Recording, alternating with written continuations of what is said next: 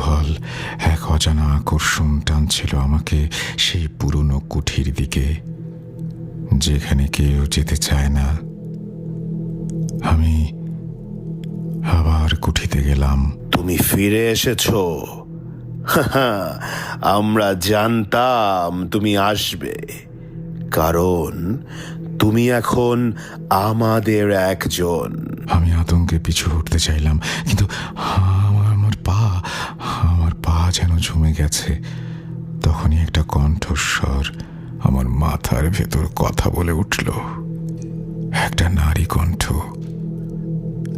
গভীর আর মায়াময়। তুমি যদি এখান থেকে বের হতে চাও, তবে সত্য জানতে হবে। এখানে কেন এসেছিলে মনে আছে? নিছক কৌতূহল। বেশ, এখন আমি যা বলবো করতে পারবে?